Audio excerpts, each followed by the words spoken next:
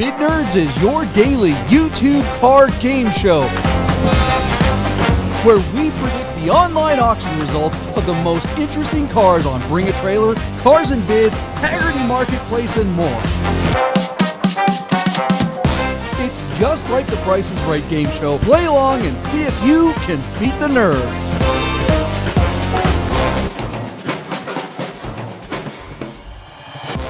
Boom! We are live in studio, everybody. Oh, hey, look, we've got feedback there. Sorry about that. If you were watching on Instagram, switch on over to the YouTube machine so you can kind of see what the heck we're actually doing. And you can hear all the microphones, and you can see all the other pretty faces for the other nerds that are in studio doing this. My name is John Polnick. We're coming to you live from the Container Park in downtown Las Vegas, along with my partner, Michael Deeb in San Francisco. How are you, Michael Deeb? What's up, buddy? What's up, dude? How are you, man? How did filming go this weekend? Oh my gosh, it was an amazing weekend. We got so much done. We were out in the desert with Ducatis and Porsches and beautiful women actresses, and there was stabbings and bleedings and nice. Oh my god, the craziest thing, I love that stuff, was stabbing Rami in the chest with a stiletto knife. Just the sound, like when it was just like pop. We had to put it in there so it was sticking out, and like it was just I don't know, mental. You tell everybody about that. That was crazy. I got to live out the fantasy of stabbing Rami, and who hasn't dreamed of that? See you guys mental, on YouTube. Knowing Rami, that's probably a health improvement for him to have a high heel coming out of his chest, right? Like, isn't that good for him? No, not a stiletto knife. It wasn't a stiletto shoe. It was a stiletto knife. Oh, okay. Well, you said Vegas and girls and motorcycles. I just assumed it was a high heel. That place. That's a valid assumption. Yeah. The only person in the studio right now that may not fall asleep at our desk is Wade. Yeah. What's up, dude? He's here, man. Wade, I am here, and Wade must be excited. Is Black Friday the biggest day of your year every year? It is. Lots of people. It is. See? Yeah, lots and lots of people shopping and watching videos and buying their friends and family's new iPhones. But I have to say, I am wide awake, and I appreciate all the work that they did on your project. I can't wait to see it someday. But man, oh man, you guys put in a lot of work. I ate turkey and ice cream and stayed home, and that's the crazy part of my weekend was how much ice cream I ate. Wait. When you talk about ice cream and turkey, wait, I have to ask you a question. I don't think I know the answer to. Yeah. Do you still live at home? No, I was visiting my family. He does look young enough. It's a fair question compared to us old guys. Yeah, I wish I did. Wade is always wearing clean clothes, and I just started to put it together. I'm like, does his mother do his laundry? Again, I wish. That you say you want to grow up and you say you want to leave, but I don't like doing my own laundry. I can barely feed myself. Do you do reviews on laundry machine, on washers and dryers? I don't. Other people do. I barely know how to use the one I have at home. I would not be the very. Hey, where would those reviews be if they were looking like on a YouTube machine? At Tech Daily on YouTube. Yeah, yes. I appreciate the plug there.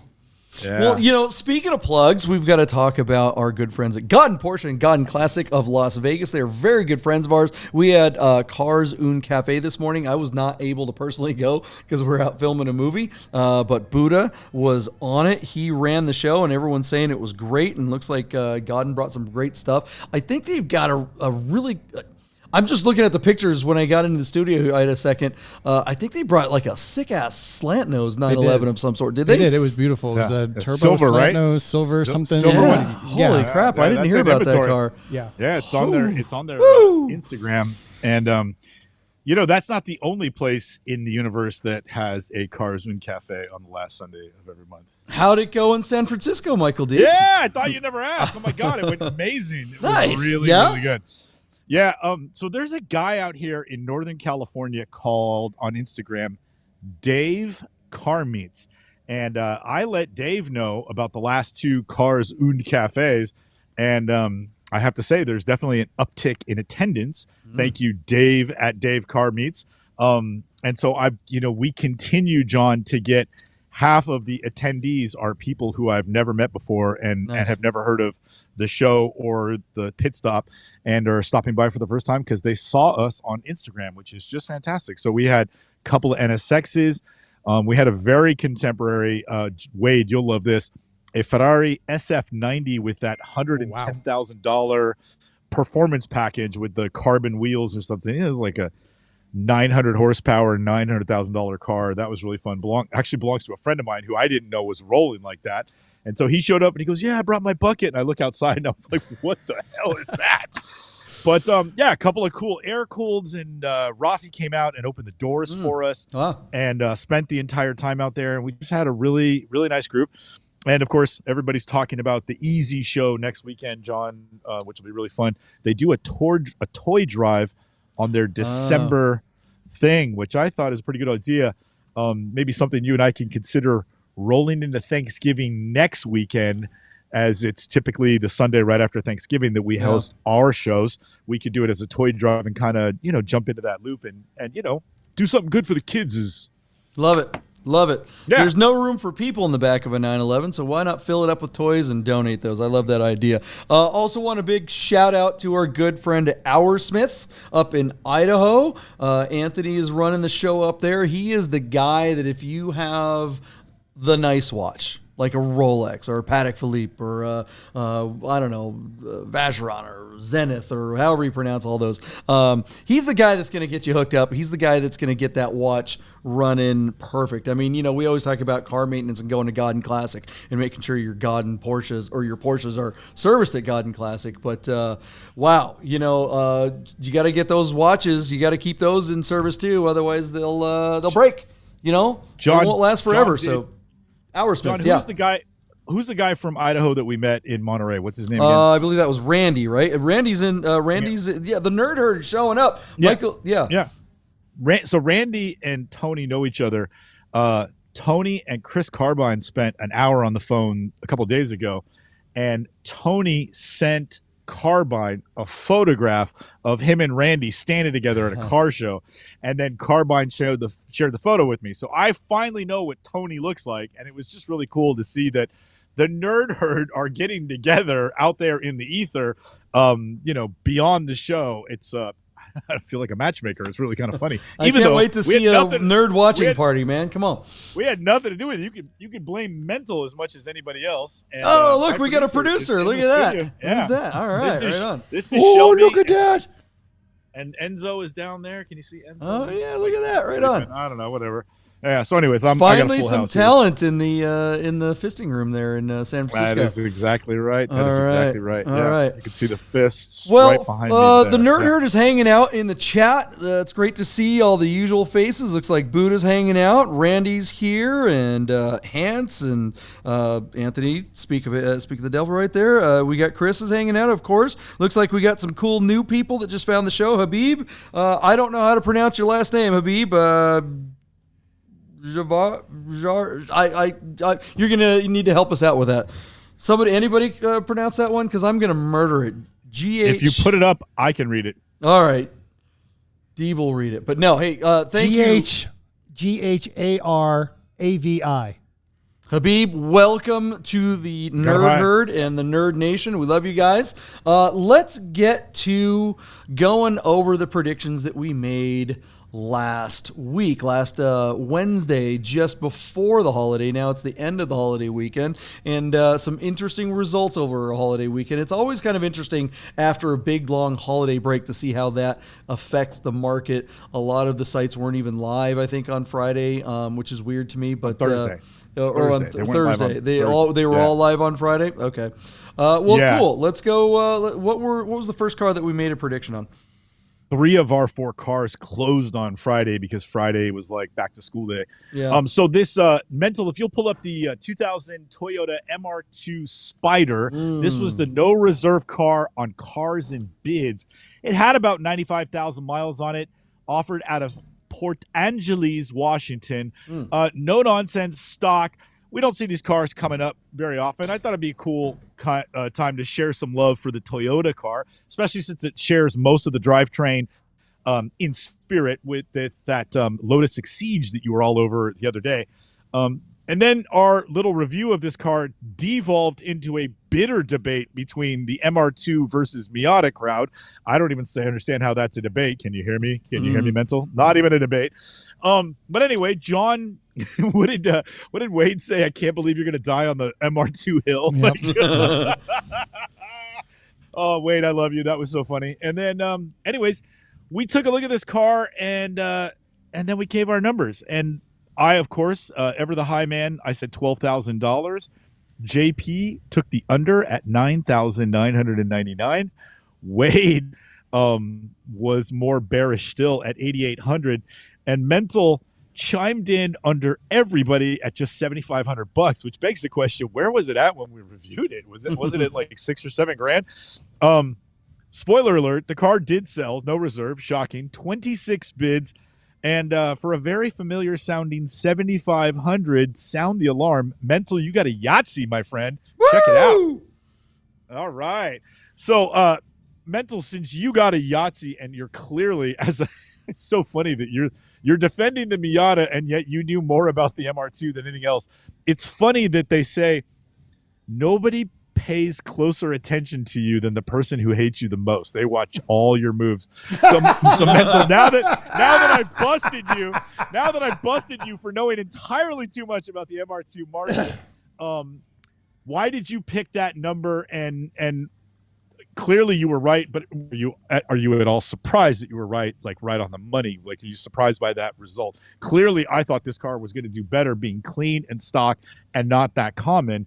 But I certainly didn't take into effect that it had 100,000 miles on it. I think I was looking at it like it was 30,000 miles, and somebody would really want it as a collector. And this is not a collector. This is just as we said, a starter secondary car, like a starter sports car. So talk to me, Mental. What do you think? What do you think about that result? You knew it was up. I figured I would be within a couple $100. Yahtzee is always a surprise, and that's one of the fun things to play about this game. And Wade actually said it. It's a good car, but at the end of the day, it's a used Toyota. Someone got a great deal. Someone's going to have a lot of fun with this car. They're going to run with their significant other to get some ice cream. Hopefully, they'll try some autocrossing with it, and maybe they'll get it on there in the track day where every Miata will beat it like it owes its money. But that's not the discussion we're having here. But this is what it comes down to. These did not generate the same emotional, if you even say irrational response that you saw out of the Miata. And so it's not a collector's car. It's going to have to be a lot older because it doesn't have that emotional connection. So I thought this would just be used Toyota prices. Yeah. Do these have roll bars? Is there any protection built in behind the driver's head? Not factory, no. I mean, there isn't there? Aren't there? But the Miatas do, right? Yes, but we're not going to talk about the validity of that roll protection. Most clubs, I think Porsche Club will, but most clubs do not accept it as proper rollover protection, and you have to get a hard bar or something like that. Yeah, interesting. I mean, look, the MR2 is just a cheap way to get into car enthusiasm, and I think it sucks that people get so ishy about them and poo-poo them so much. That is a more I have more respect for someone who drives that than any car that Kia sells or Honda for that matter right now, other than maybe they have their Civic Type R or whatever, but everything else they sell, whatever. This MR2 is way cooler, and you're just a better person if you're buying this MR2 than you are. And you are a happier person. You will live life fuller. 3 pedals, engine in the middle, a little bit of horsepower, and a whole lot of fun, and you have money in your pocket. Maintenance and wise too. No maintenance cost. It's $7,500. You might be all in on this car. Yeah. And you will have a headache-free year, hopefully. Right. While everyone else and everything else fancier or crazier or older or whatever is going to be regretting it. So $7,500, 2 thumbs up. Good for them. Yeah, I don't even think the insurance is very high on one of them. All right. What else did we make a prediction? Oh, wait. Before I would say that, what do you guys think of the results of this MR2? Was that well bought, or was that money just thrown down the drain? Would you be embarrassed to drive one of these cars, or would you rock it? Let us know in the comments below. All right. What's the next car that we made a prediction on last week? This next car was selected for us by friend of the show. Sorry about that. Sahan. And Sahan selected for us a 1991 Nissan Safari Patrol. This car was on Bring a Trailer out of Reno, Nevada. And if you remember, this car had been in the Middle East and then was brought to the United States, where it received an Australian motor swap, of all things. Manual transmission, four-wheel drive. These are great overland vehicles, but they're nothing special. I thought this car was pretty cool, but then everybody kind of poo-pooed on it. And, you know, when you really step back and look at it, owning this car could prove to be a nightmare. I would think that there'd be some degree of reliability with things that are built to survive the most extreme elements, but boy, oh boy, you know, if something goes out and you can't find the parts for it, you could just be up poop creek without a paddle. Looks cool, and I think we all agreed we'd love to drive it, but I don't think there's anybody that would actually put their money where their mouth is to own it. With that being said, we all wondered what this car might bring in value. I started the bidding at $15,000. JP came $1,000 over me at 16 grand. Wade was right underneath at 14,500. And with a clear and cut pattern emerging, Mental, who says all the nicest things but only puts up the lowest amount of money, said 13,500 and was the low bidder. Our car will, I think, surprise everybody for bringing $22,000 and selling for that number on 42 bids, which happened to be our high bid count of the 4 cars we covered just a few days ago. JP, you were the high man, so you were the closest, but let's be fair, our grouping was within like $2,000 or $3,000 of each other, and this car was $6 grand above the high bid. So we really did miss the mark on this one.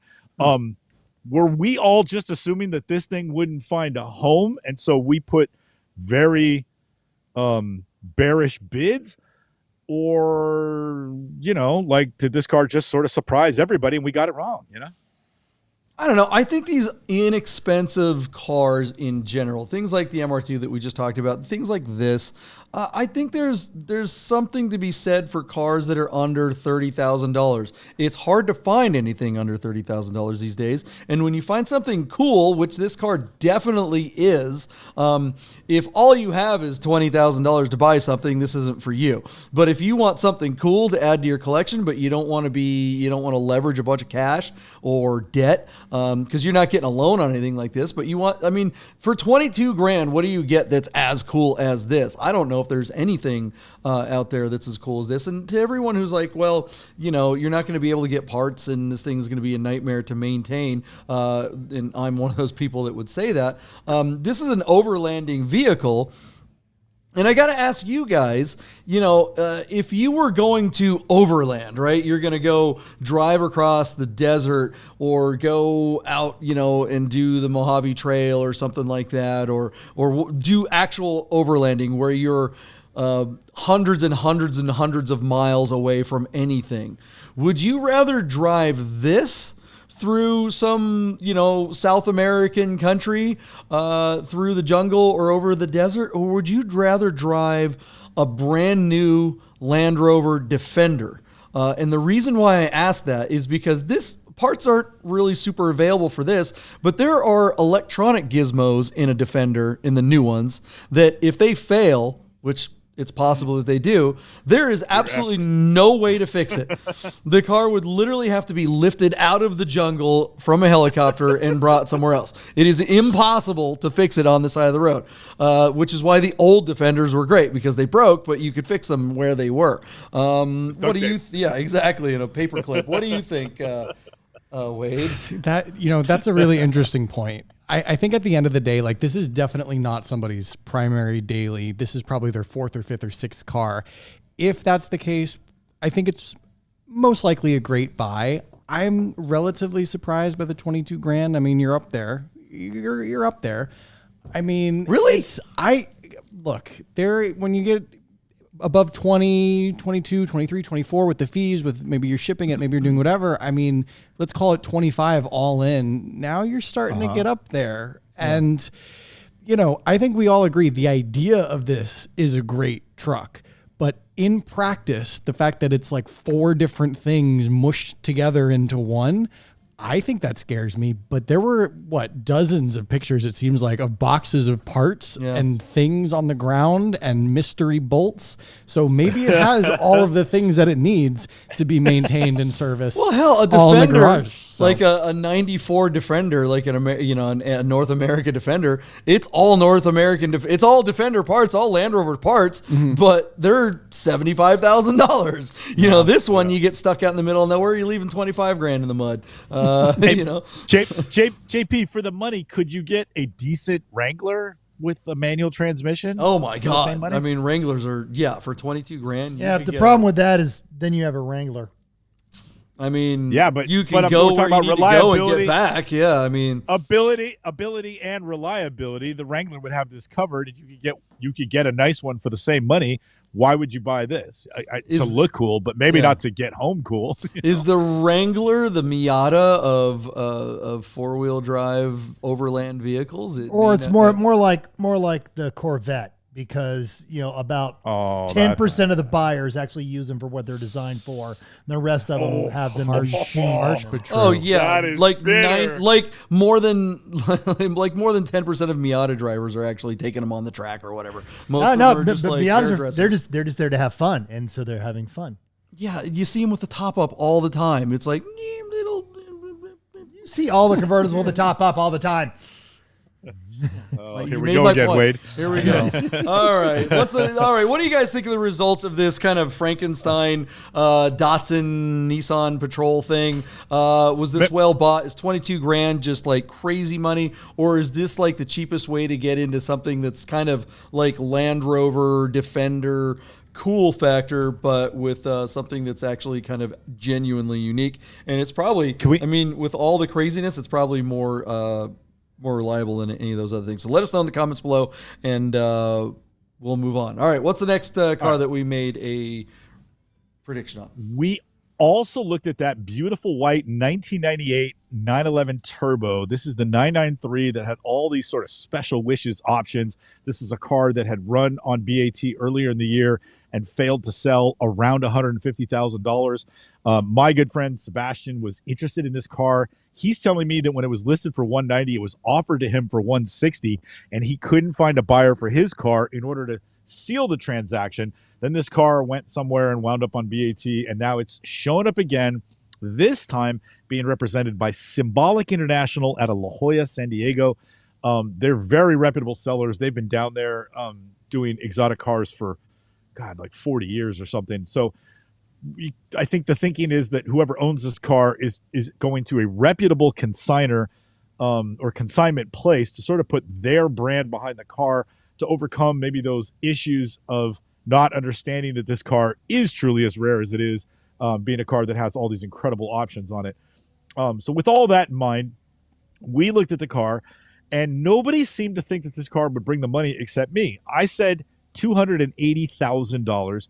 JP way underneath me at just $198,993.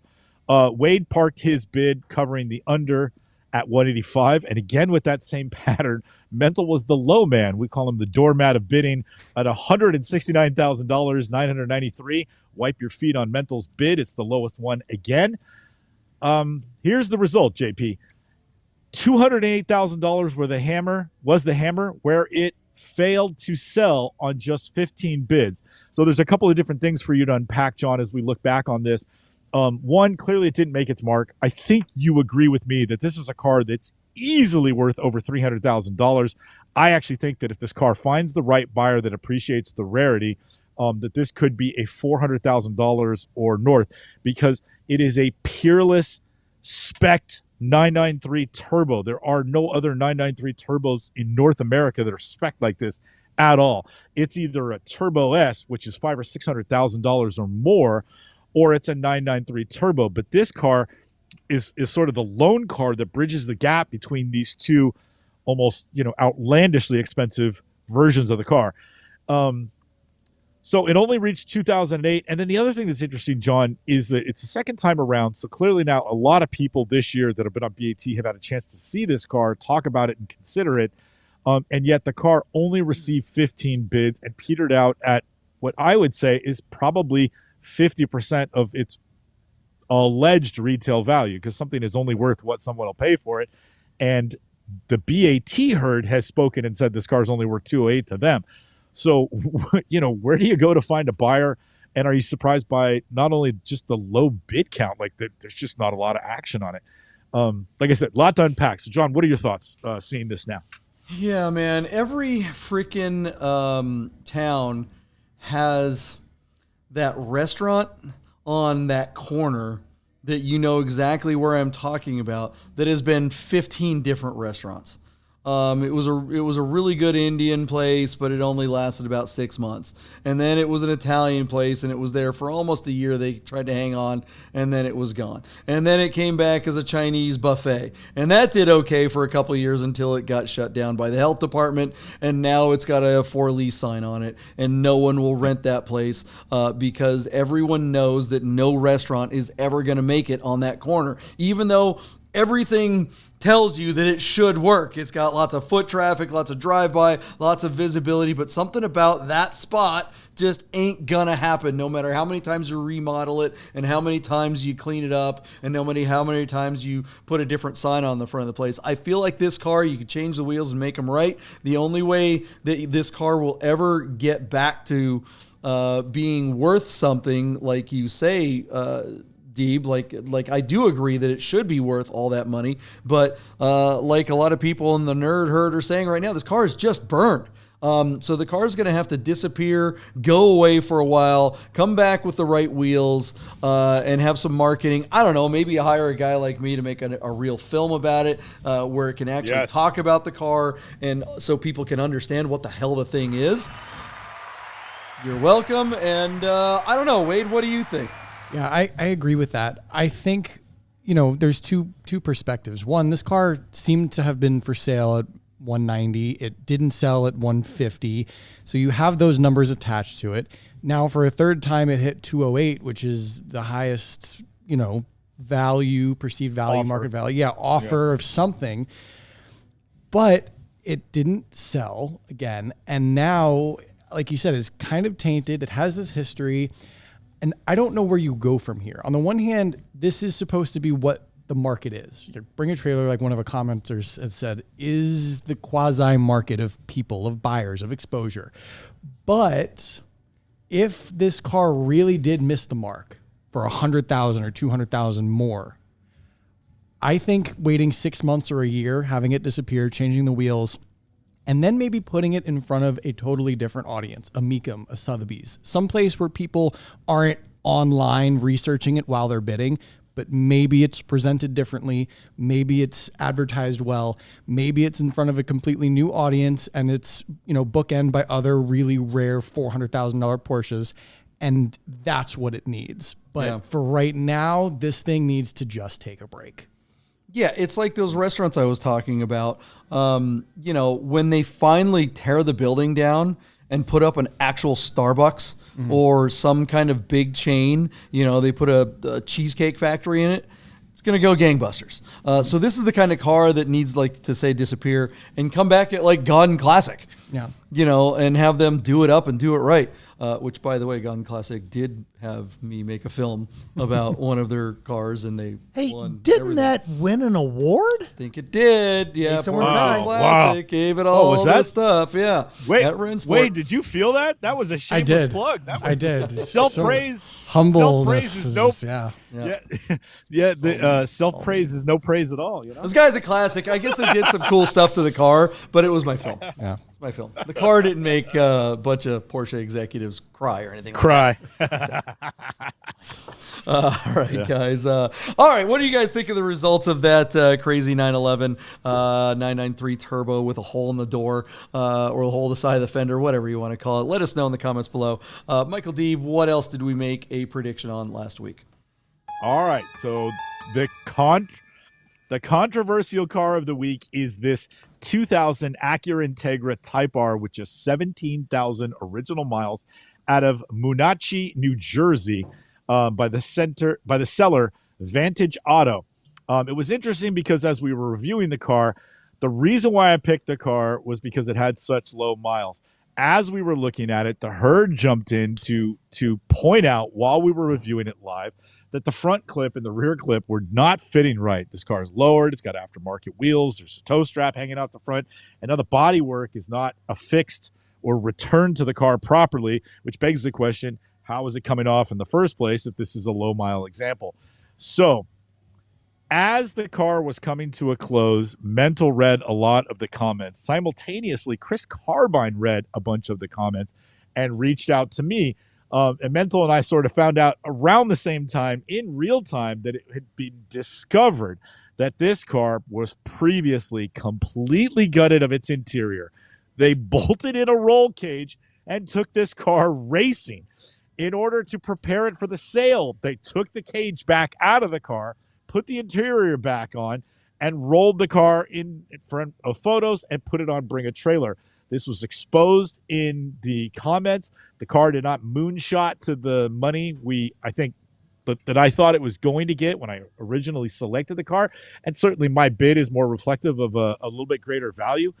But Mental and I spoke before we came on to do the show, JP, and we both agree, and we know you'll agree too, that the greatest shout out for the result on this car goes to the herd itself for being so good and so smart, having such a trained and education eye, and the fact that they engaged with us and spoke up in real time that there was something completely off, which came to bear light and is in a lot of ways reflected in the price. When we talk about number 3 and number 4 values, 1 being Concours, 2 being excellent, 3 being good, and 4 being fair, good value for an Integra Type R is about $47,000, and that's sort of what this car is. I would think that a car that needed to be restored, a car that had been, basically in an accident, or maybe had a total or some title issues, branded titles, would be a fair value car in that $35,000 range. But the result of this car at $49,000 winds up being sort of in line with the value aspect. It does have low miles, but this car has had a very, very rough 17,000 miles to it. And the value is bore out. Now, I kind of gave us dessert before we had the dinner. I came in at about $59,000 thinking that despite the clips being off and some aftermarket wheels, that somebody would just go goo-goo over this with the low miles and pay big money for it. JP just reacted to my bid and took the under at 55. Wade kind of ignored those things and took the over on me at $62,000. And then Mental parked his bid just a few hundred over JP's at 55.9. So John's bid wound up being the low bid and thus the winner at $49,000, sold on 24 bids. But the fact that the car had been gutted, caged, and raced was disclosed. And this is, I think, an educated offer for the car, and it's sold for that number, which I'd say, my opinion, that's in line with what the value should be, despite knowing that this car has had a rough history. Before we go just a little bit further, just a side note, John, you won the last 3 cars in a row. You're actually having a very good week. Maybe you should work another job simultaneous to the podcast more often. Rochelle told me to say that. Yeah, it was interesting how you passive-aggressively basically poo-pooed all my bids that happened to be the correct ones on all 3 of those. Like, oh, yeah, he got it right, but it was like we were all way off, and this one was like, oh, he just parked it right under me. It's like, marginalize your results. Yeah, all right. So nice comeback saying that, oh, yeah, you got them all right, even though I shit on all your bids. All right, but you got them all wrong. Okay, so this car, look, the boys in Oyster Bay are calling. They want their listing back. What the hell happened? Why is this? Like, I saw the text coming from you and Mental. You guys were talking, that Integra. And, I think you guys remember from the other side of this one when we were making the predictions. I could give a ish about this car. This is just not, I just don't really like these at all. And so I just don't care. But, looking at all the stuff that you guys were talking about, something's not quite right here. Yeah. But seeing all the comments in the text thread that you guys were sending me, I had to go, wait, what platform was that on? And I had to actually pull up the spreadsheet and go look at the list. I was like, wait, this is on BAT? This is on BAT? How the hell did that happen? Like, how did this listing not get pulled? This is straight up fraud. Wade, let Mental answer this because Mental brought up a really good point. Go ahead, Mental. Say what you're going to say. Oh, okay. About what? I'm sorry. I was actually the fact that a car that's raced is never going to show up on a Carfax. Oh, yes. report. So, and this, I mean, I don't think Vantage Auto is to blame here. I think Vantage Auto bought what they thought was, in fact, a low mile thing. And the person that got it to them or someone came through there did that because races don't show up on Carfax. If you don't, if I got a car and do it, the infamous story about the old Shelby GT500H that went racing. Yeah, you could do this. And unless one of these eagle-eyed commenters starts noticing, then you start digging into it. And they did some work and they found the VIN code. And it was you're not getting much past gearheads, especially nerds, like all of the nerds we have. Well, yeah, but okay, it's legit. The seller was legit. I'm not saying that the seller was trying to pull something janky here, but PCAR market, BAT should have gotten halfway into this listing and said, all right, hold on. We have a reputable seller, but clearly they were duped or somebody screwed something up. And we have a listing here that describes a car in a certain way that is not true. We need to reset. We're going to pull this. We either need to rewrite the copy for the listing to represent it in a way that makes sense, which I don't think is fair if anyone had bid on it already, because anyone who would bid on it under the idea that this car was not some kind of previous race car thing, the idea that this is an all original car, hit the brakes, BAT. Well, come back with copy that actually makes sense and relist it and just be upfront and be transparent. What do you think, Wade? Yeah, I agree. Go ahead, Michael D. What were you going to say? I just sorry, Wade. I know I step on your toes all the time, but John, this is not the first car that rolled across the block that may have been raced prior to it being listed that wasn't disclosed.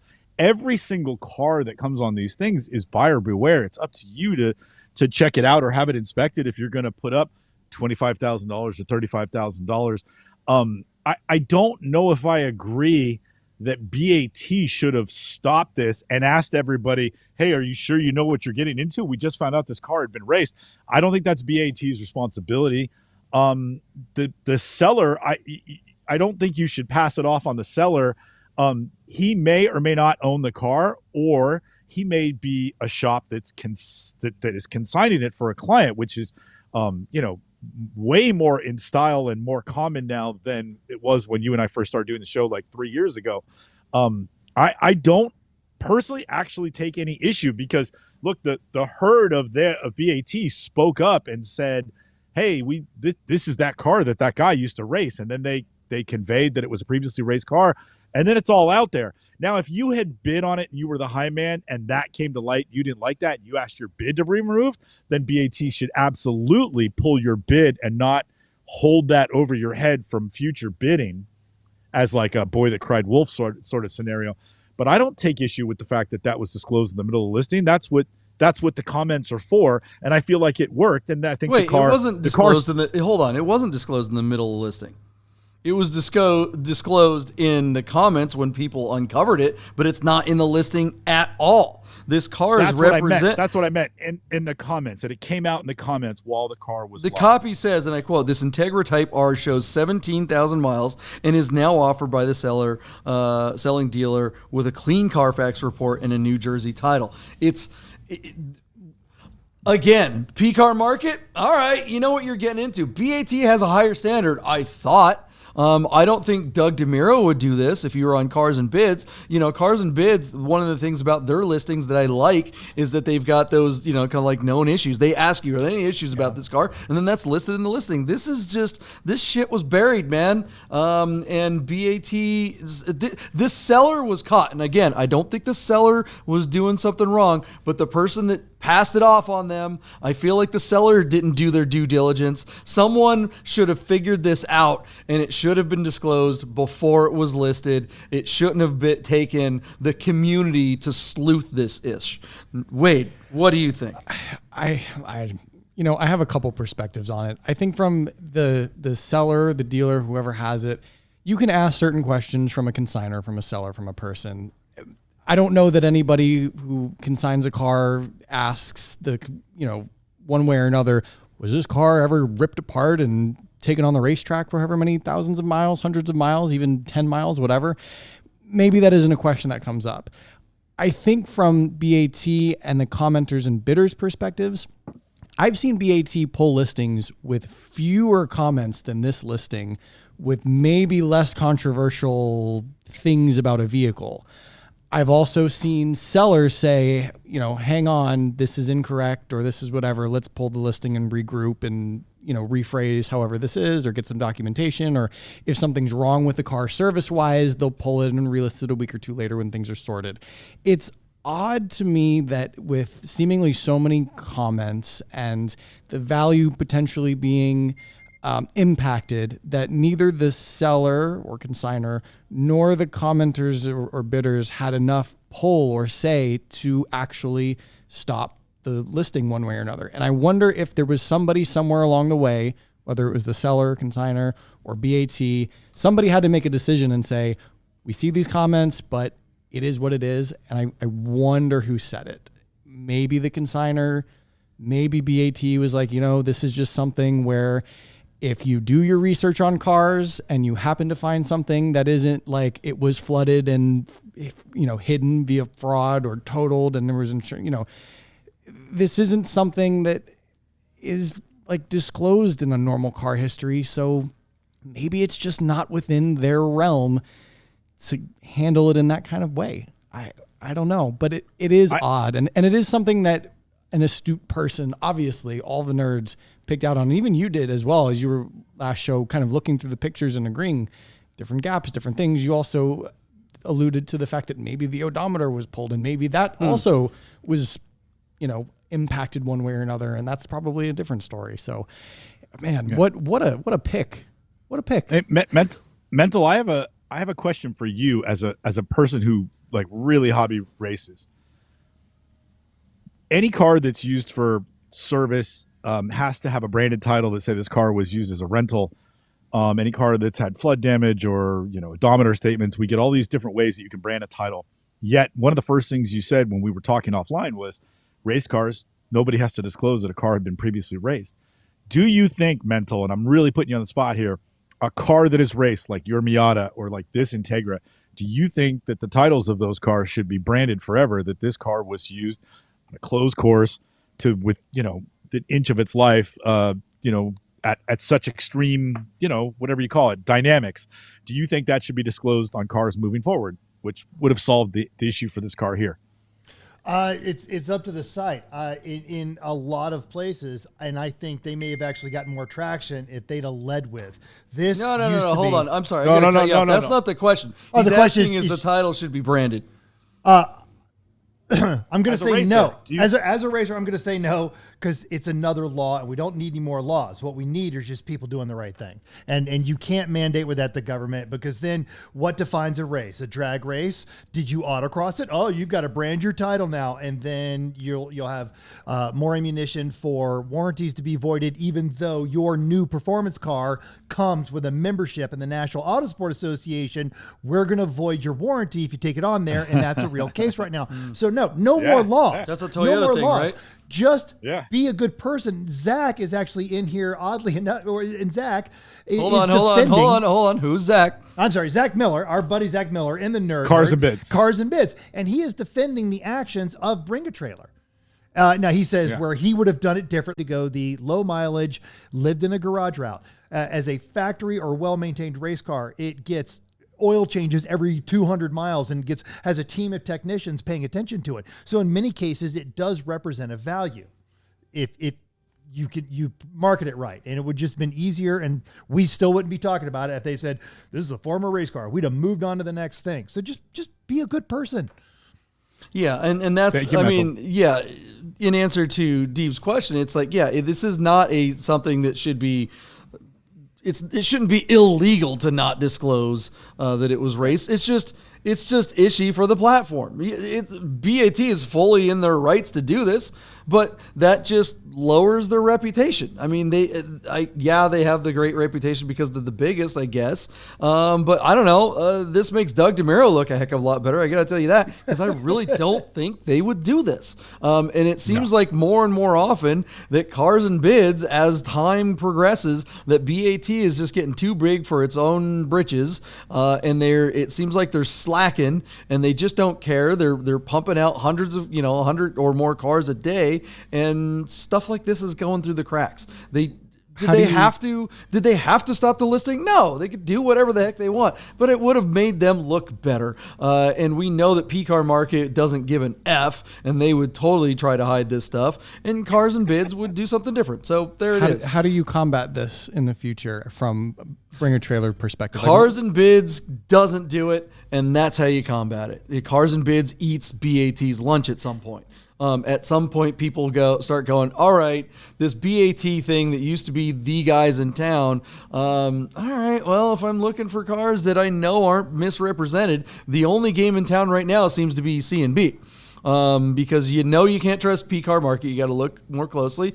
And BAT, they're letting things slip through the cracks. So I think it's like Mental said, the market will help fix this problem. And I think BAT, if they want to stay on top, they need to be on top of stuff like this a little bit more aggressively. All right, what do you guys think? Let us know in the comments below. Does the fact that this car was raced and not disclosed, and not just raced, put on a track a couple of times for a DE day, but full-blown, this was a goddamn race car and now made back into a street car, how much does that affect the value, and what do you think of what this car actually sold for?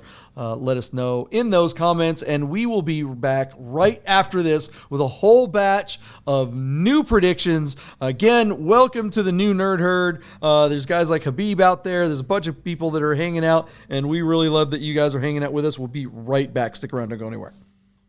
Hey guys, I gotta tell you about our friends Godden Porsche of Las Vegas and Godden Classic. If you're looking for a new Porsche or a classic, you gotta call our friend Steve at Godden, this guy. Save yourself the hassle of screwing around with all the auctions like we always talk about, and just talk to Steve. He'll find you the classic Porsche you're looking for. Godden Porsche of Las Vegas. If you don't subscribe to Bid Nerds on YouTube right now, I'm gonna shoot this 997. If you said, wait, that's a 996, you're a nerd. So subscribe to the new YouTube channel, Bid Nerds. Get those nerds!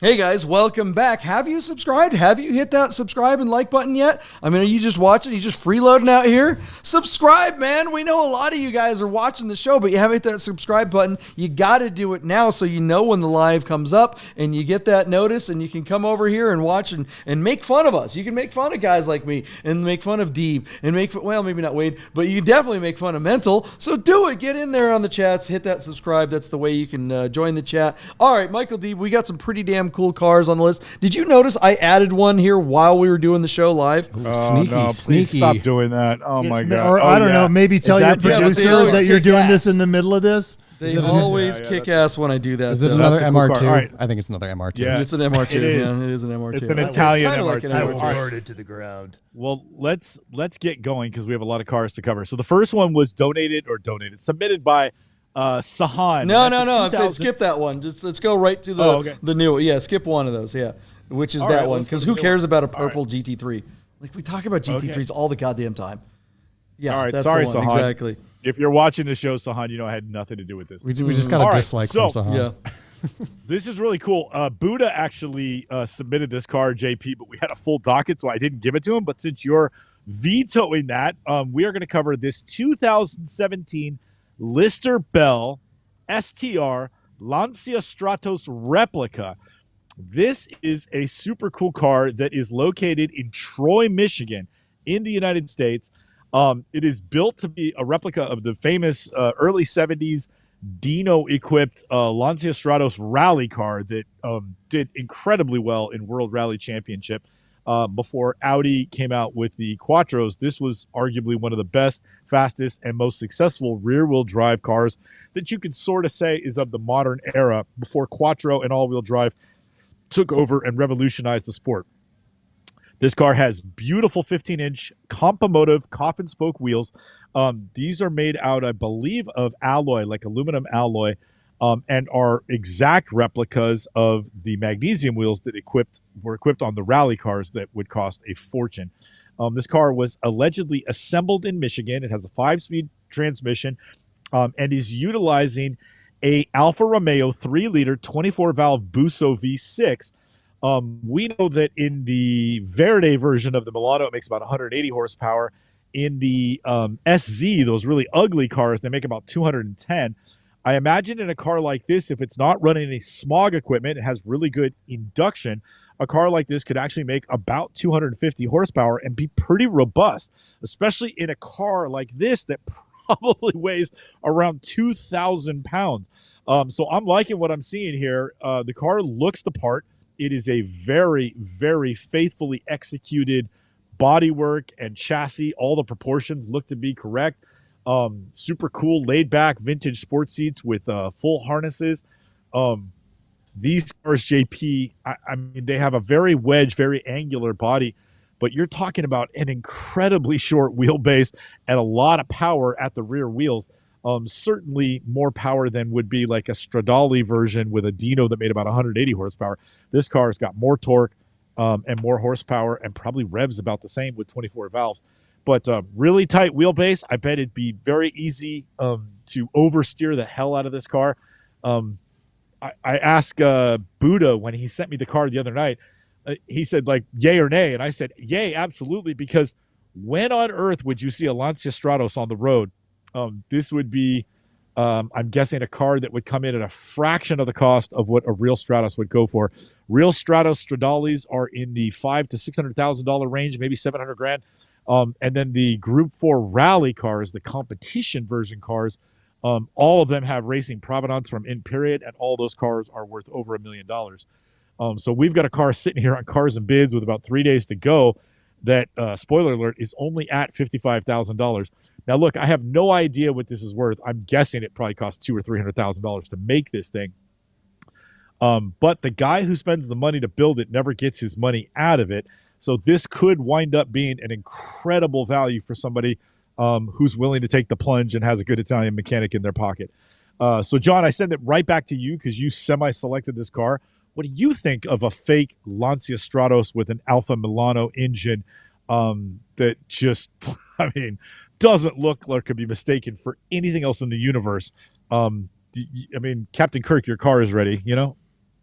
Man, I want one of these. I want this car. Our good friend of the show, Radu, texted this to us while we were sitting here. Is he going to bid on it? Yeah, I was like, hey, join the chat and talk to us about it. And he was like, oh, no, I don't want to create it. I didn't know you were live right now. I don't want to create more competition. So sorry, Radu, you send me something like this, I'm putting it on the air because people want to know. This thing's awesome. And yeah, I want it, but I really don't know what it's worth. What do you think, Wade? I have no idea what half of the words you all have said. This car is a complete mystery to me. It is crazy and wild, and I'd love to drive one if I could squeeze myself into it. But it is a huge question mark because I feel like the market for this car is microscopic. The people who want it will probably pay a pretty penny, but not for the poor soul who had it commissioned.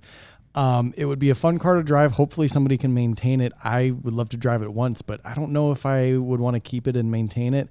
And I don't think I'll ever see one again for sale. So this might be the one opportunity that somebody has to get this. Would you drive this, Menzel? Every day, all day, twice on absolutely. Sundays. Yeah. I have so much to say about this. First, JP, thank you. And yeah, this Thank is Purdue, man. Well, thank all the nerds too for submitting this thing, but I'm glad you overruled it because it is an intellectual exercise. Now, Top Gear tested one of the factory built replicas using the same engine that ended up being this kit. And at the time assembled, they were over 150,000. Now, when Deeb says that is a short wheelbase, I mean, it has the wheelbase of a desk. I'm not exaggerating. Yeah. This thing is just itty bitty with a turbocharged, V6 engine in there. It is going to have all the stability of a sleep deprived toddler on a sugar rush, and every bit is fun as long as you don't have to clean up afterwards. This is just an amazing ride. Love it. All right, what's it going to bring? Before we go any further, Radu, have you been a good boy this year? Because Santa is going to put one of these off under your tree. If you get off your goddamn wallet and bid on this thing, Radu, please bring this car to Las Vegas.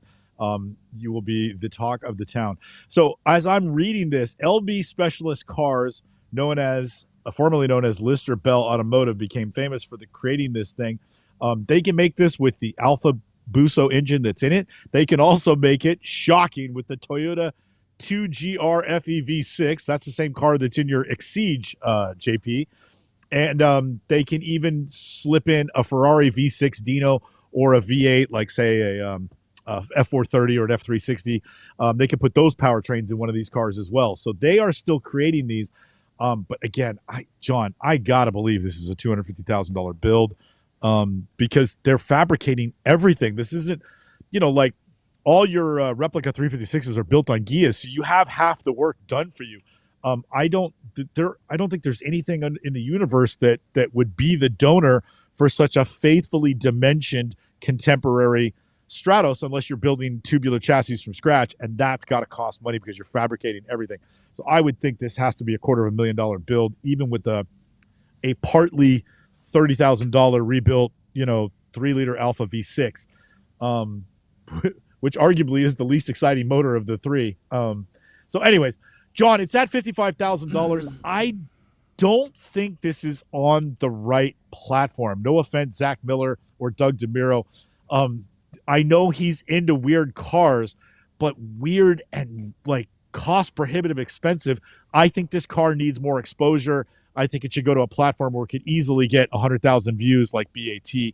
I feel like it's a teeny bit lost and too niche even for Doug DeMiro on Cars and Bids. So with that in mind, with 3 days ago and 23 bids at $55,000, I think this car is going to peter out at like $85,000, which will be my bid. And I think that on BAT, this car could go to like $185,000. And then you have to get to that gray area saying, okay, he's in at 250, but he'd be lucky to get over 175 or 160, right, John? So that's kind of how I see it. But you know me, I'm always the optimist and the high bidder. But I'll give you 85 where it fails to sell, and think that it's worth $100,000 more than that used. Yeah, I mean, you bring up a lot of good points about the whole idea that this thing is a fabricated car. It kind of reminds me of our good friend Tony Mazzagatti's 904 replica Porsche. That car is absolutely fantastic. It's totally, fabbed up. I think it's a Beck 904. And, so a lot of times you see these older Porsches done on Volkswagen chassis or modified Volkswagen chassis. The Beck 904 is not. It's custom chassis built to the right spec size and everything. And, he's had offers that were, in the 200 range. The car just looks unbelievable because a real one is worth what, $1 million more? I don't know. How much is a real 904 worth? Yeah, way more. Yeah. So, the talk about bang for the buck, plus his has a 3.2 in it, 911 engine in it. So it's the performance is, power to weight ratio as much as a current GT3 RS, but terrifying to actually drive and be inside. This car, I feel like, is probably going to be similar to that, and especially since it's a fully custom car. A real one is worth all that money, but consequently, I've seen some 904 replicas pop up for sale, and they were in that like 100 to 150 range. So they don't always really bring the number that they probably should. I'm going to say that this car, I'm with you, needs as big an audience as it can possibly get to find that small handful of people that actually know what the hell a Stratos is. And I think that BAT is probably the place for it, and Cars and Bids is probably going to struggle to find those guys, but it does seem on brand for Doug. So let's root for him. I don't know if it'll break 100. I'm going to go 99, 999, and hope it goes twice as high. What do you think, Wade? I think this is the perfect platform for this car. And I'm curious maybe if Zach is still in the chat. I'm wondering if Doug did or did not have the opportunity to review this car or make a video on it. I would have loved to see him try and squeeze in here and drive it and talk about its quirks and features. This is a car that I think definitely needs some explanation and some additional videos, even though I think Zach said that the seller did a great job representing it with all the pictures and documentation.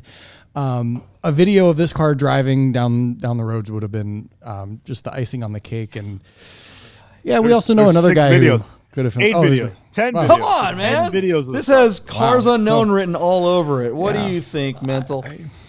Oh, sorry. This- wait. I was I was going to say, I don't know if it's $100,000 car, but I think $91,000 for this car would be all the money and be a pretty good buy. And you think it should sell for that, even if it costs $250 to make?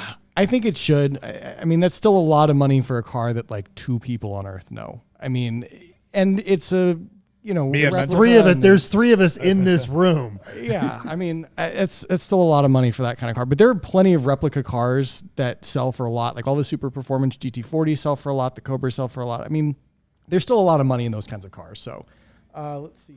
It's in Michigan. What do we got? Oh, I see. So thank you, Zach, for chiming in there, telling us that the car's all the way in Michigan and they didn't get a chance to review it. Maybe on the next one. That would be fun. All right, Mental. Where are you at with the number? So this is an amazing car, and I'm on Team Wade. This is 100% on the right platform, and they have proven repeatedly on this show that they can sell high dollar cars.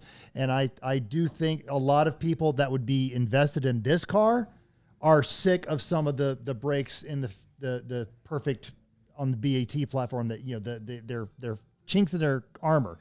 So this is the type of thing I'm disagreeing with the nerds. I'm disagreeing with all you people. This is a $200,000 build easily. I think it's going to sell at $130,000 because, and no matter what, I think it's going to sell because they've had their fun with this car. Whatever they built it to do, they are done with it. Otherwise, they would have sold it to one of the 7 other people who trade. So they didn't do this as an investment. They did this as a fun car, and they're done having their fun, and they're moving on. Question for you guys. 911 Dakar, a couple inches higher than a regular 911. They got that new Huracan with a bunch of lights on the hood and some knobby tires. Would you guys rather have either of those cars or this car? Because I know which one I'm picking. I'll take this. And I tell you what, if this car would sell for $130,000, I'll be really sad that I'm not bidding on it myself. My feeling is they titled it for street use is in the listing in Michigan. There's 73,000 miles on the odometer because they lifted the gauges from a 124, but there's only 1,200 miles on the motor, and it's because they replaced the motor with a brand new crated Alpha motor. But they don't really disclose how many miles are on the car that they built, and that kind of bothers me that's not easy to find just scanning this while we're talking about it. I wish I knew what that was. But man, for the money, John, if this car could be had for around $125,000, that is a lot of performance and a ton of unique eyeball, and just a wild looking car. I think that'd be a great value that could be 50 cents on the dollar for what it costs to build. So yeah, John, I would take this car over either of the 2 you mentioned. We got Dieselman 0007 in the comments. Is that you, Radu? Because he's going, you guys are ruining it for me. I wanted to bring this car to Vegas for under 75. Thanks a lot. Don't worry, Radu. Nobody watches this show. All right, let's get to some. We got a bunch of other cars to cover. I know I'm excited about this car. I know all of you guys are too. But let's move on. What else can we make a prediction on? Did we make any bids? Oh, no, we did. Everybody did. did. Everybody made a bid. Yeah. Including you. Okay. All right. On cars and bids, Mental on cars and bids is the 2002 Porsche 911 Turbo Coupe. Shout out to our good friend Chris Carbine, who is not at home this weekend. He is in another state visiting a female friend. Good for you, Chris. Chris has asked us to shamelessly plug his listing out of New Orleans that is on Cars and Bids. A 2002 Porsche 911 Turbo Coupe with just 5,300 miles out of the great state of New Orleans, Louisiana. This is a car that Chris is very proud to represent, because it basically, I mean, take a look at it, John. What more do you? It's basalt black metallic. JP, I know you have a penchant for black cars, but I'm telling you, some of these 911s in metallic black really get me going. I love this car. Somehow, the movement of the metallic makes the car look like I just gonna sound really weird, but like a whale. Like it looks like almost reptilian. I think it really accentuates the lines on the car more than just a regular black. Make mine metallic. I love this color. I love this car. The interior looks brand new. Carbine has had a handful of cars recently with incredibly low miles. There's a 996 GT3 floating around his shop that's got like 8,000 miles. He is sourcing some incredible cars from his clients down there in New Orleans. A couple of nice cold start, walk around videos and driving videos. Chris is proud to represent this car, and it's just got 1 day left. This car is going to close tomorrow on Cars and Bids. So, John, I know you've had a lot of these, and I know you prefer to have your cars with a lot of the depreciation taking place and having a few miles and being well broken in. But if you could go back in time and buy one of these cars brand new, would you? My guess is where this car is going to sell is going to be perilously close to sticker price. Would you pay sticker price for a brand new 996 turbo over somebody else's used up, I don't know, anything else that's got a Metzger engine? I don't know if I quite understand the question. If I could go back in time and buy a new one then at those prices, or buy one now? You'd be buying this one now with 5,000 breaking like it's a demo, and you pay sticker price for it. Would you do that? Because I think that's what it's going to take to get this car. You know what I mean? Like, a lot of people say, "Oh, I wish I could still get one of those," but they're all gone. Well, here's one that is going to basically go, I think, for close to sticker. Would you do that, or would you rather have one with 80,000 miles and pay 20% less money?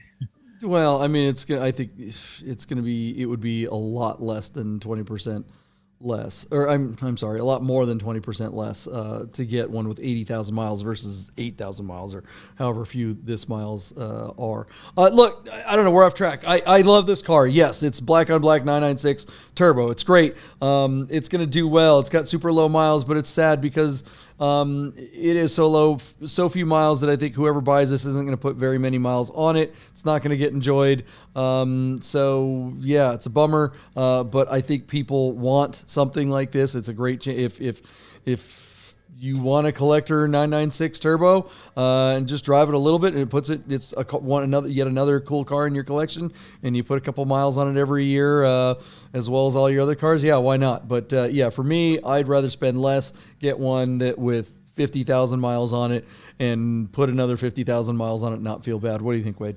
I feel like you're a little salty. I think you wish this car was driven, wouldn't you say? Mm-hmm. That's okay. Uh-huh. I mean, you can buy it and drive it, but I don't know that the person who buys it is going to drive it. Yep. I'd be curious. I would. Do you guys think this is collector grade? I mean, is somebody going to buy this and only put another 500 miles on it before? Or is this something where somebody could buy and say, like, yes, finally, this is the nicest, smells fresh, brand new of this car that I've wanted, and now I'm going to drive it 10,000 miles because it's awesome and new and fresh. Like, is that something that somebody would do with a car like this? I guess 10,000 miles in what period of time? 2 years, a couple of years, 5,000 miles a year. Yeah, I mean, yeah. Is that exciting for somebody? Is that going to destroy the premium? I don't know. What do you think, Mental? I am not the person to ask, because yeah, if this car showed up, it's getting driven, and I'm going to drive it, and I'm going to love it every day. It's a great contrast to what the cars that we reviewed earlier, the bids we had there, the Nissan, that MR2, those were bought by people who intended to enjoy them rather than being investments. And I would hope this is going to be the person. And if you're looking for an enjoyment 996, I don't think you're finding one nicer. What's it going to breed, Deep? All right, JP, really quick. Mental, will you pull up the picture of the steering wheel? JP, what do we think of the steering wheel? It's got 2 pieces of wood or 3 pieces of wood in the steering wheel.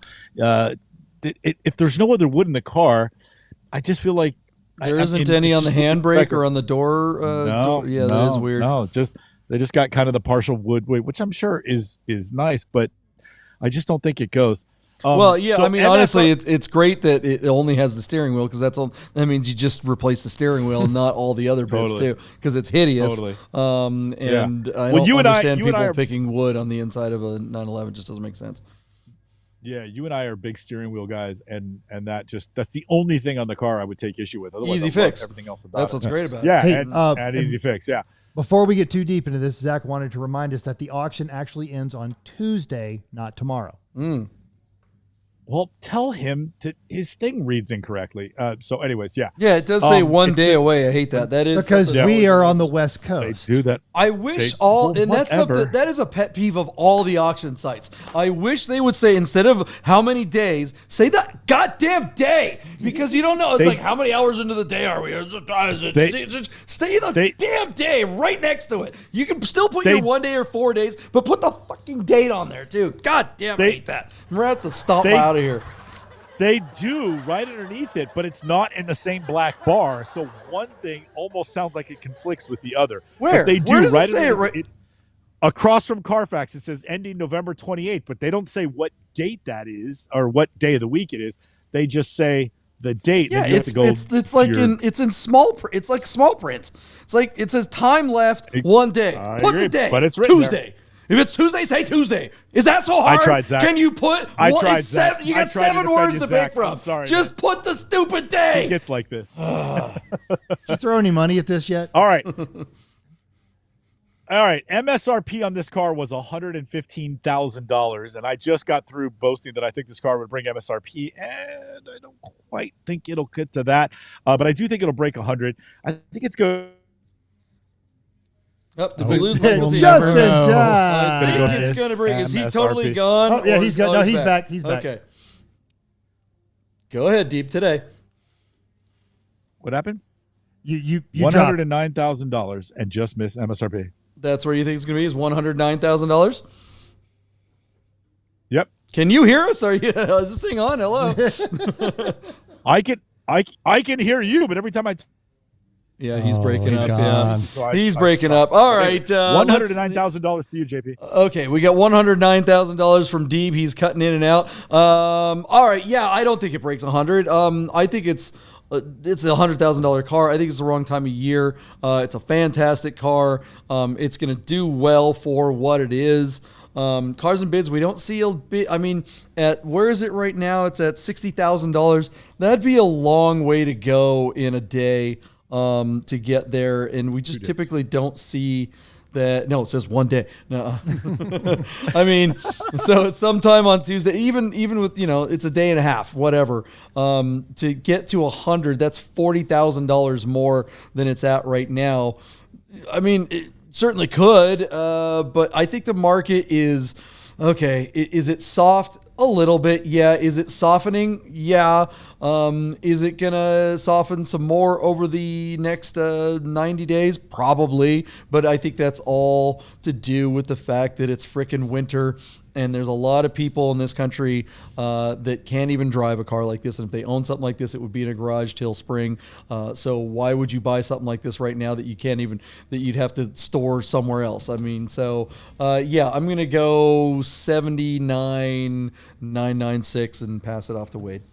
Wow, we're going to have quite the widespread. My initial thought was this wasn't a $100,000 car, and I still stand by that. I think it's still going to go pretty high, though. I'm going to say $91,911.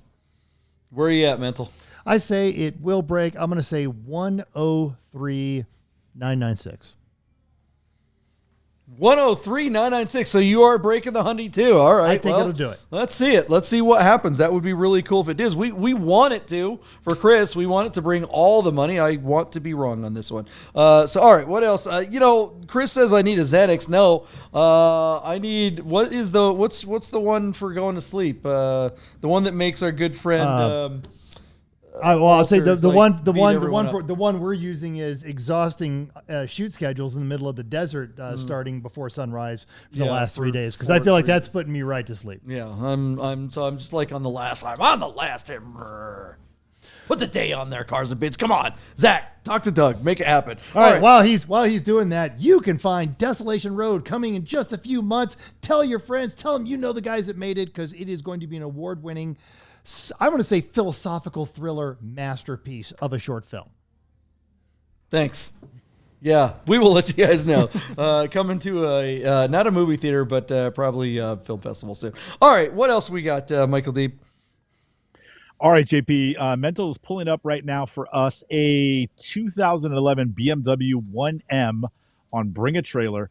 This car, very similar to our 996 911 Turbo that Carbine submitted, has just 2,900 original miles out of Los Angeles, California. This is a short wheelbase, almost a homage to the 2002 that really kind of helped put BMW on the map in North America and create the United States as their biggest market. This is a short wheelbase car with a twin turbo straight six that makes 335 horsepower. These cars have 6-speed manual, 19-inch wheels, staggered width wheels. And I believe, Mental, correct me if I'm wrong, they all have limited slip differentials. Is that correct? Yes, almost all your E-cars. Yeah. Or I'm sorry, Yeah. M-cars. Yes. Yeah. So just a really, really cool car that from the moment it kind of was sold, just the 1 year that they produced them in like 2 or 3 different colors, these cars have held their value really, really well. It's become a contemporary iconic with almost cult-ish following. The people who like these cars love them and are willing to pay big money for them. It's rare that you find one that's been put away and well preserved as this one has. So our car is in black sapphire, another metallic black car with heavily bolstered black leather interior, beautiful BBS type mesh wheels in silver. I've never driven one, but I've driven this motor in my couple of years later 335i sports sedan that I had that was a manual. So I've sort of driven the drivetrain, but not on something this light or this stiff. With this short a wheelbase. By all accounts, this is an incredibly fun car to drive. Everybody I've known that's ever driven one has spoken really highly of it. I guess I kind of picked this car because I'm a little bit jealous. So this one looks spectacular, and I thought it'd be fun to take a look at it. JP, I sent it over to you. I know you've driven a lot of BMWs over the years, but have you driven one of the 1Ms, and what did you think of it? Yeah, I mean, they are so fun, so awesome, but I just can't get into them. They look too much like a 128, and that just kills it for me. It just does. It is a spectacular car, and if this was the type of car like a BMW 128 where they're basically worthless and represent a great bang for the buck, and you can get them relatively inexpensive, I'm all about it. But this car is going to bring big money, so much money that, I mean, it's going to compete. I mean, this thing's going to be about the same amount of money as the 996 Turbo with 5,000 miles that we just talked about. And, I mean, come on. Really? You want to be seen in a 911 or a 1 Series BMW? You know, a lot of people are going to be like, well, who cares about being seen or whatever? You know, it's not just a flex, but I don't know. This car is fantastic. I just don't think it represents a great bang for the buck. I think it's a lot of bang, but you got to bring all the bucks too. What do you think, Wade? Yeah, this is a very expensive car for being sort of an obscure, forgotten M-ish kind of car. When this car first came out, I actually was a big fan of it, and there's something that I seriously considered. And I thought maybe it would be something that they continue. But, I mean, they released it and then abandoned it, and very few people know about it or recognize it. And the people who get it. They know that this is like kind of a special car, and it's kind of obscure, and it's very fun and very interesting. But you're paying a ton of money for a 1 Series BMW. And I don't know if it's the collectability of it or the fact that it's so obscure and they didn't make very many. I don't know. There are so many other cars I'd rather have for 80 or 90 grand. I think this will be a collector-ish car at some point too. But I also don't know if it'll be as like iconic as an older M3 or as iconic as something else that BMW has had in their lineage, because it's so obscure and because it's still not quite like a full-fledged heritage M car either. So weird, tons of money. I would love to drive it, but I'm not going to buy it. What do you think, Mental?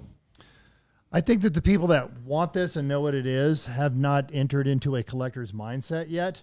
And I don't think they're going to pay the big money for this car. I think this one is going to go, if it sells, it's going to someone, and they're not going to respect the mileage on there. They're going to drive it because that's what it is. There's only a handful of BMWs that have really entered into this collector realm. Most of them still get driven. How many thrashed E36 M3s have you seen in your life? Yeah. So it is a great car. It is going to be amazing. It's going to be a great deal. It's not breaking the bank on this one. I don't think it's in the same realm as that 996. What do you think it's going to bring, Michael Deeb? Well, this is fun because I'm at odds with Mental, and I'm going to take the complete opposite take. I do think this car is going to break the bank. There was a 153-mile one that sold for $200,000, and they wrote an article about it, wrote a track. Our car has 2,900 miles. It's in collector. It's a collector grade, collector example that, unfortunately, and time again, Wade points this out when we fail to. This is another car that, unfortunately, is just not going to get driven. It'll get unloaded in front of some guy's garage. He's going to have his detailer come out to his driveway and make it all nice, and he's going to put it in the garage under some dumb neon sign and some bar stools that say, checker some fuel pumps. He's going to have old fuel pumps. Exactly. Totally. It's just not my jam, and that breaks my heart.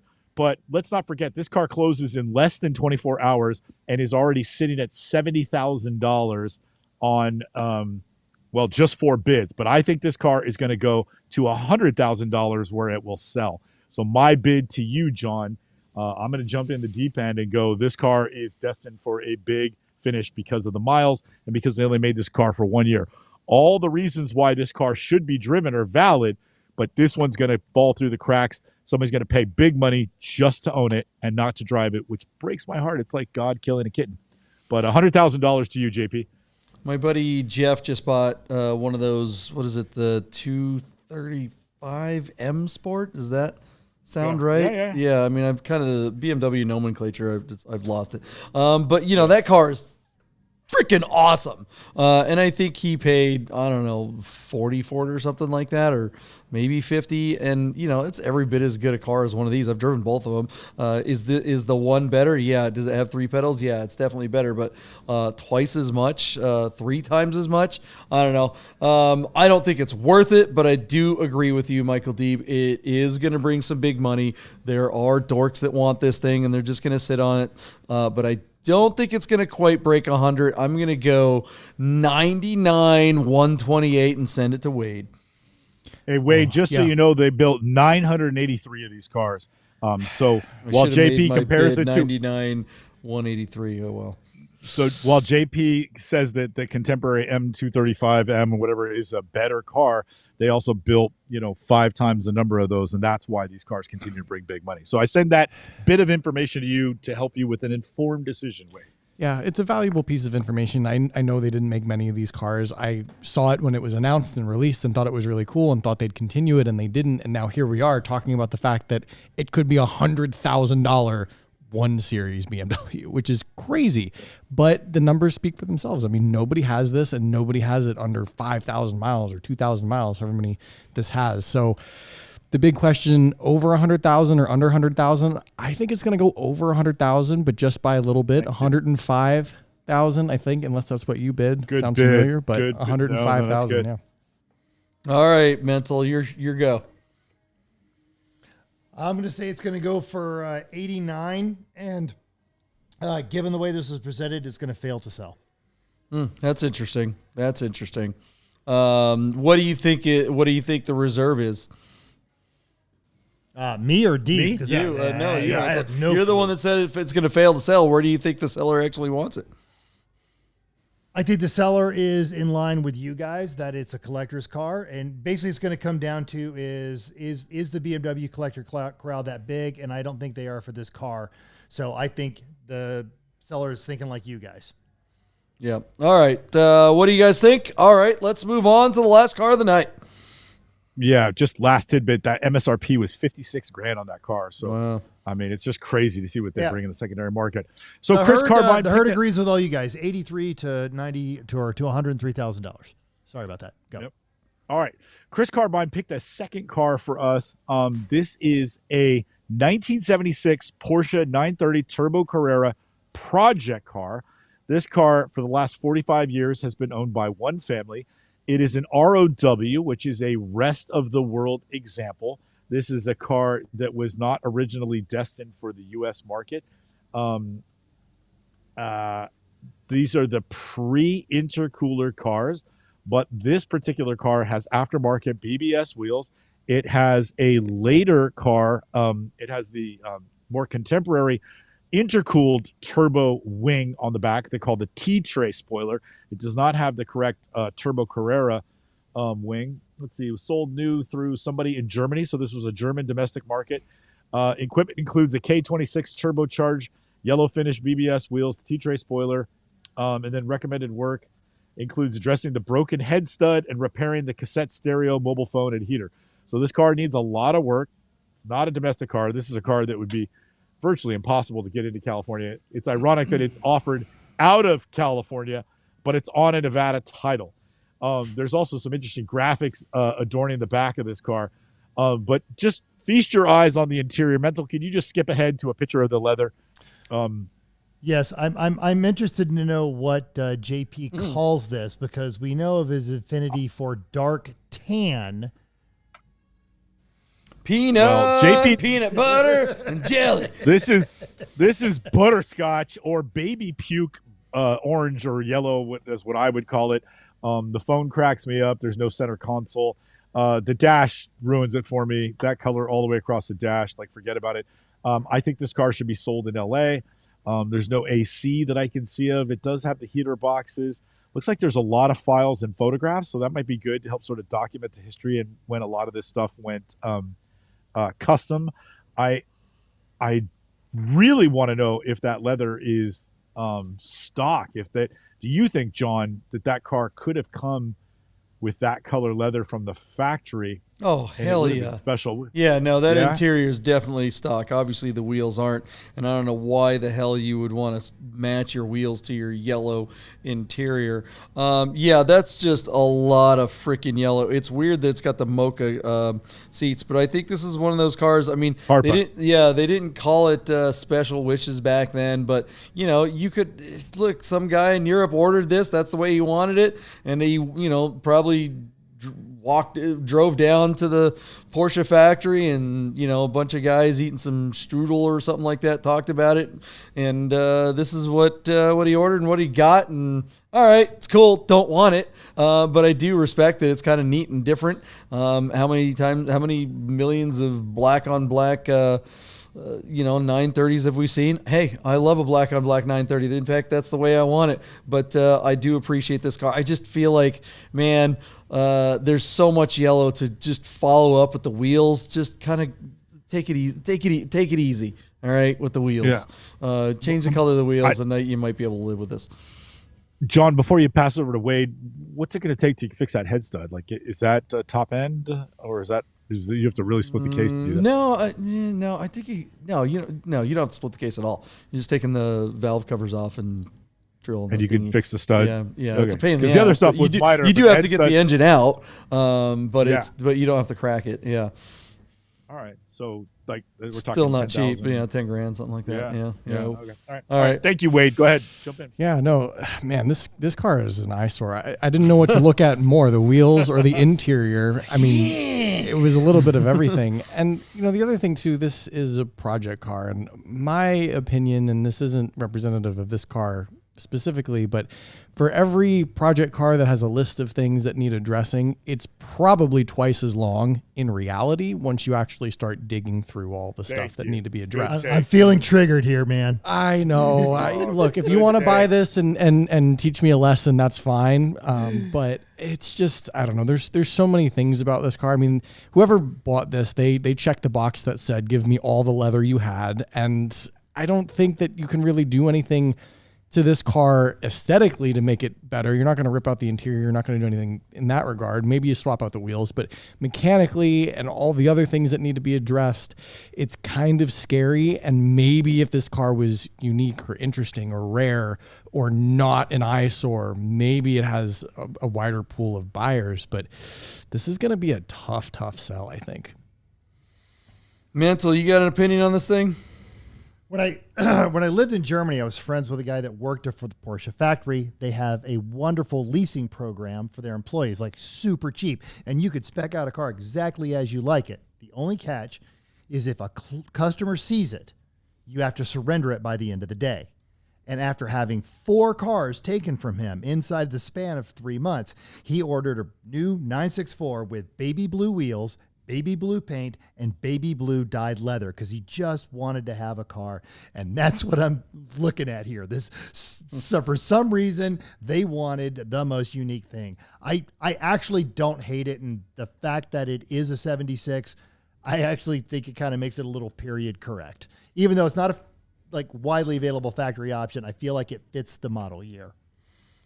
I mean, it's going to be period correct, but that doesn't necessarily make it looks good. It needs like a gold livery of some sort, just some crazy gold livery from the 70s or something like that. I don't know. What's it going to bring, Michael D?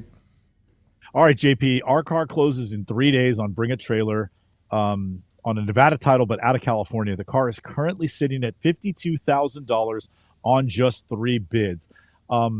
It's really interesting because, it's what's it worth right now? What's it going to be worth down the road? Knowing that it's an ROW car and it's got that kind of cool or different interior, which we know people are going goo-goo these days for rare shades of both paint and interior leather.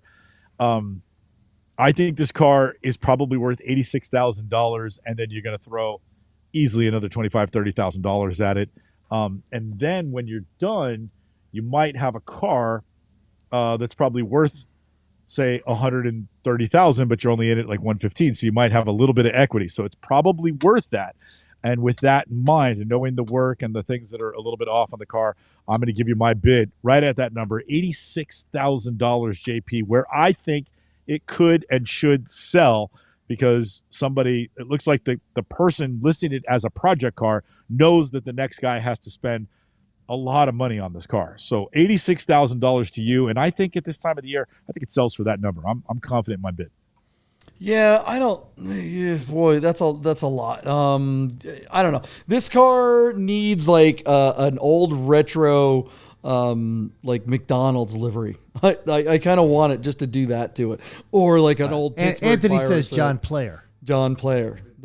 John Player special, black and gold. Yep. Yeah. Or if a Steelers fan gets a hold of this thing. I don't, call it 75, 930. What do you think, Wade? That was close to where I was at. I think this car is going to cost a lot more to put back together. And you're going to get somebody who either has no idea or somebody who has an idea. And they're not going to want to pay a whole bunch. I mean, maybe someday soon, a year from now, this is a $110,000 or $115,000 car, maybe. But in the interim, it's probably a $77,000 car, and that's still a lot of money for something that has a lot of question marks left in it. Where are you at, Metal? I don't think this appeals to the collector market. Collector market is because you have to take the value of the car, then what a proper engine rebuild would be so that you could resell it, and I think that's a losing proposition. This is appealing to people like me, but people like me, even people with this kind of money, are cheapskates. 65 fails to sell. Good take. 65 fails to sell. There you go. All right, guys. I think we've covered all of our predictions for a Sunday night. You guys got to come back on Wednesday to see the results of all of our predictions. Did you play along? Are you putting your bids in the comments there? We're getting great bids in the chat. As usual, the Nerd Herd is the word, man. That's where this works. As it turns out, by the way, Redu is the Diesel Man 0007. So if you see Dieselman 007, that's Redu. I think we got a lot of Redu, let me drive it, Redu. Just let me drive it. Just once. I'll pay for the tires. We got the Nerd Herd is growing. The folks who are hanging out live, it's awesome. David Van and Habib are hanging out, and we've got, of course, Anthony. We got all Buddha, everybody. Hey, thanks again, Buddha. Shout out to Buddha today for running Carzoon Cafe in Las Vegas because he was quite the bouncer. He got it all good. Yeah, he and I talked beforehand, and he said, "Hey, Deeb, can you give me some advice? JP asked me to run the thing, whatever that means." And he and I basically distilled that in order to represent you at Cars and Cafe, he just had to stand and yell at people with nice cars and tell them where to park. Move Pretty that much. piece of shit. Only air-cooled cars go here, and that's it. He said That's the gig. Yeah. So he was up for it. Yeah. Tell people with the really expensive stuff to go across the street, and everybody with the busted old Porsches get the premium parking. That's how it works. Can attest that is in fact truth. That is 100%. A 914 with no dashboard is going to get a better spot than a guy in an SVJ. That's all there is to it. All right, you guys. Thanks so much for hanging out. We love hanging out with you guys. And you know what? Happy Thanksgiving. Wade, where can we see your videos? At Tech Daily. I'll be there all week. Go buy yourself or somebody else you love an iPhone for Christmas, and I'll tell you how to use it. Nice. Mental, what's up with Everyone Racers? You guys You still can catch doing us every new episodes every Thursday, Everyone Racers, and watch our social medias at Everyone Racers this weekend. I will be in Sonoma with 3 of my good buddies judging the penultimate Lemons race of the 2023 season. We'll be doing Lemons at Sonoma. Nice. Oh and God. Michael D. Well, Mental, you're welcome to stay at my house. I am moving to within about 15 minutes of Sears Point. So just so you know, I'm going to be really close to you at the track. Well, it's a shame you're moving this weekend because I'll leave your name at the gate if you want to come see some silliness. Absolutely. I'll be in town. I'm moving tomorrow, and so I'll be there. But say goodbye to the Fisting studio here as you know it in San Francisco. Hey, where's my helmet? Where's my helmet? Yeah, I put one of them in the box. There's another one. Is my address on it? Yeah, but yeah, this is it. I move tomorrow, and so on Wednesday when we jump back in, hopefully I'll have my new office / studio set up, and we'll be coming to you from there. In the meantime, if I can help you sell a car, please reach out to me, direct message me in any of the social medias. John and I will make sure to catch your things, and I'll see what we can do to call you back and help you sell a car on Hagerty Marketplace or a Radius / Broad Arrow Group live auction. The next one is coming up at Amelia Island, and it would be really fun if you have something special to put on the across the block at Amelia Island in Jacksonville, north of Jacksonville, in March of next year. But we can get something online even sooner at Hagerty Marketplace. Go there and check out Hagerty Marketplace online auctions. And my bio will be up there pretty soon, too, so you'll be able to see me. Anyway, thank you for watching out. Happy Thanksgiving to everybody. Last shout out to everyone. Put some comments on the platforms. If you're hanging out on BAT or Cars and Bids or PCAR Market, mention the Bid Nerds in the comments and spread the word in the comment section of some of these platforms. We always seem to get new people from that. We will see you guys Wednesday night. Bye.